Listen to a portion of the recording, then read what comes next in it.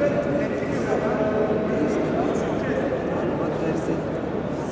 düşündüğün cezalandırır. Kavga ortaya koyuyordu yani. O iyi niyetlikten kaynaklanıyor.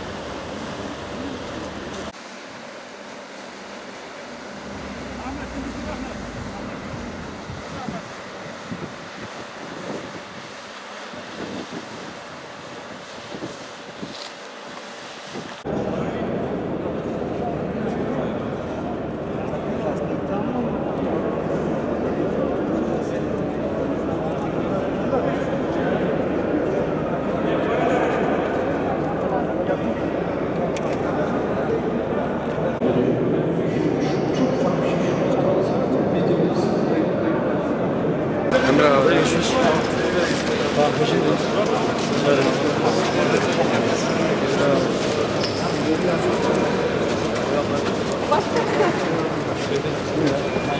Yapımına başladığımız 2008 yılından kredisinden inşasına her aşamasında pek çok engellemeyle karşılaştığımız bu eseri kararlılığımız sayesinde ülkemize kazandırdık. Terör örgütlerinden yurt dışındaki finans kuruluşlarına kadar yıllarca bu barajın yapımına engel olmak isteyen herkesin bugün karşımızdaki eserin ihtişamı karşısında ezildiğine inanıyorum. Türkiye için, Güneydoğu Anadolu bölgemiz için ve bilhassa bu tesisten doğrudan faydalanacak şehirlerimiz için bugün bayram günüdür.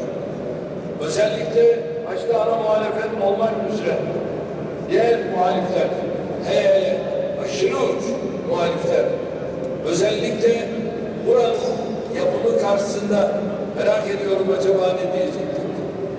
Zira şu anda bölgenin çiftçisi için, toprakları için en önemli sulama imkanlarından tutunuz, içme suyuna varıncaya kadar her şey burada. Enerji imkanlarına varıncaya kadar her şey burada. Karşımızda 18 yıldır tavizsiz uyguladığımız laf değil, eser üretme siyasetimizin somut bir örneği duruyor. Ve kendi ülkesini yabancılara şikayet edenlere, kendi halkına silah çekenlere, kendi insanının kanını dökenlere verdiğimiz en güzel cevap işte bu muhteşem eser.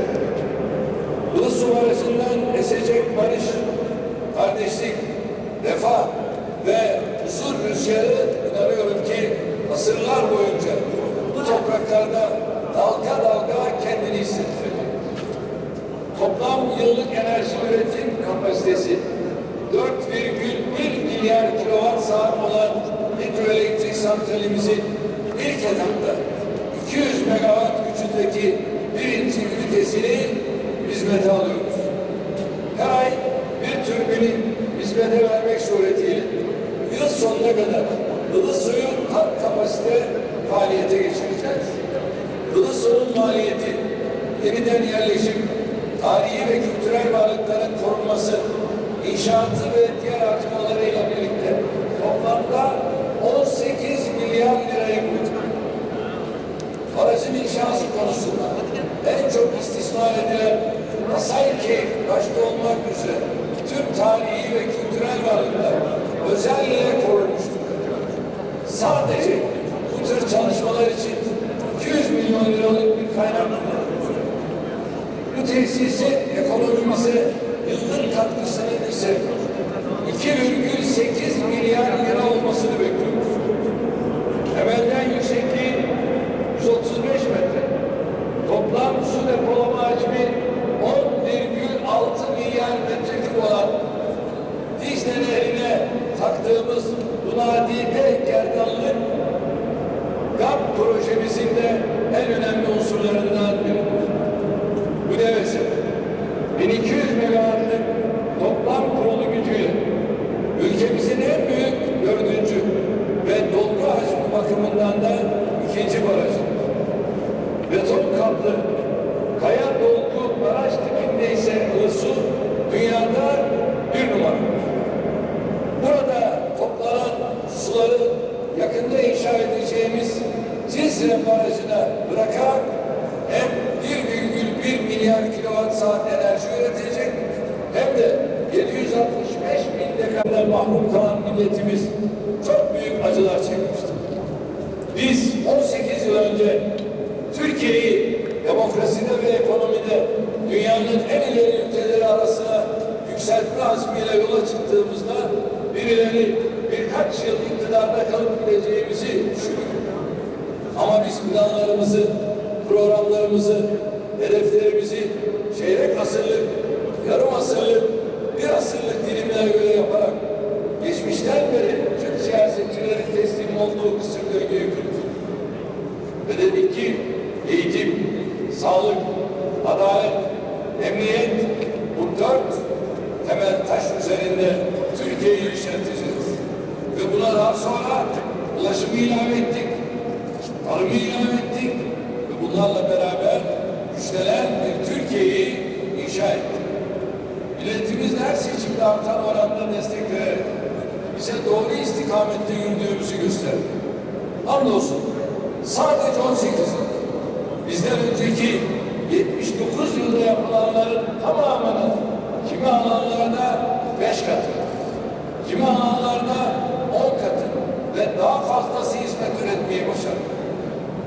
Demokrasimizi güçlendirirken ekonomimizin altyapısını da makro düzeyde dünyanın en üst ligine çıkma hedefimize uygun seviyelere getirdik.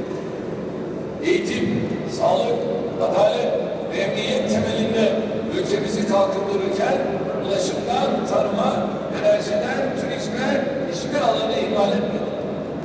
Bunun en somut örneklerini sulama ve enerji yatırımlarında görmek mümkün. Geçtiğimiz 18 yılda toplam 8.362 tesisi ülkemize kazandı. Türkiye 2002 yılında 276 baraja sahipti. Biz buna 585 baraj daha ekledik. Ana muhalefetin başı konuşuyor. İsraftan bahsediyor. Yatırımlar mı israf? 79 yılda bunların nesi var? Bunların üzerine inşa ettiklerimiz ortada. Şunu bir defa unutmayalım. Gözünüz vardır görmezsiniz. O ayrı mesele. Diliniz vardır, gerçekleri hakikaten konuşmazsınız. O da ayrı mesele. Ama bilesiniz ki bu millet bu gerçeklerin hepsini görüyor. Ve benim çiftçi kardeşim bu inşa ettiğimiz barajları görüyor. Önümüzde inşallah peyderpey onları da göreceksin Bay Kemal ve diğer muhalifler. Ama Cumhur İttifakı'nı burada imzalara koyuyor. Biz Cumhur İttifakı olarak dimdik bu yolda yürüyeceğiz. 17 baraj açılışını daha yapacağız. Ve bunları belki bir ay arayla, belki daha kısa ama süratle bunların da açılışını yapın. İnşallah bu yaz özellikle bu konularda bir zenginlik dönemi olacak. Enerjide Türkiye 2002 yılında 97 hidroelektrik santraline sahip. Şimdi buna dikkat edin. Biz buna 584 hidroelektrik santrali daha ekledik. Bu ne demektir biliyor musunuz? Yenilenebilir enerjide Türkiye dünyada devrim gerçekleştiren ülkelerin başında gelen ülkelerden bir tanesidir. 2002 yılında 228 sulama göletine sahip. Ülke ve millete hizmet yolunda durmak yok, yola devam anlayışıyla gece gündüz eser üretmeye devam edeceğiz. Bu vesileyle sokağa çıkma sınırlamalarını ülkede hayatı tümüyle durdurmak değil, insan hareketliliğini azaltarak salgının yayılmasını engellemek için getirdiğimizi tekrar hatırlatmak istiyorum. İçişleri Bakanlığımızın genelgesinde temel ihtiyaçlar ve üretimlerle ilgili sektörler başta olmak üzere sokağa çıkma sınırlamasının dışında tutulan kesimler teker teker sayılmıştır. Bunlar arasında hayvancılık kesimi de var. 23 Mayıs'ta başlayıp bayramın son günü olan 26 Mayıs gecesine kadar uygulanacak sokağa çıkmak kısıtlamasının dışında kalanlar arasında bitki ve hayvan üretimiyle iştigal eden vatandaşlarımız da bunlar. Örneğin ne Isparta'daki gül yetiştiren, ne Karadeniz'in Artvin, Rize, Trabzon, Ordu, Giresun'daki çay toplayan, ne ülkemizin dört bir yanında hububatını eken, tarlasını sulayan, hayvanını otlatan üreticilerimiz için herhangi bir kısıtlama yoktur. Harekete geçirilmemiş en küçük bir potansiyel bırakmadan hep birlikte çok çalışarak yeni döneme hazırlanacağız. Ve özellikle de koronavirüs döneminde tabii ki ölenler oldu. Allah'tan rahmet diliyorum. Şu anda yaralılarımız var, hastalarımız var. Onlara da şifalar diliyorum. Ve biz bu süreçte inşallah arka arkaya bazı hastanelerimizin malum açılışlarını yapıyoruz. İşte bunlardan bir tanesi Perşembe günü inşallah Başakşehir'deki açacağımız Çam ve Sakura Şehir Hastanesi'dir. Ve 2500 yataklı bu hastanemiz hakikaten çok önemli bir çekim alanı oluşturacaktır. Yine bunun yanında Yeşilköy'de acil bir hastane ki bu da yine Profesör Doktor Murat Dilmener inşallah hastanesi olacaktır. Ve bunun yanında aynı gün bir açılış daha yapacağız. O da Adınköy'de Doktor İsmail Niyazi Kurtulmuş ki bu hastanenin aslında geçmişi Sultan Abdülhamid'in askerlerimiz için yaptırdığı bir hastaneydi ama maalesef harabeydi. Biz bu hastaneyi gayet güzel, muhteşem bir şekilde restorasyonunu yaptık ve Doktor İsmail Niyazi Kurtulmuş olarak bu hastanenin de açılışını yapacağız. Bir diğeri, evet, o da Sancaktepe'de. Sancaktepe'de de yine Feriha Öz, evet, acil durum hastanesinin açılışını yapacağız. O da bir yatak. Bir odalı. Peki bunları niye yaptık?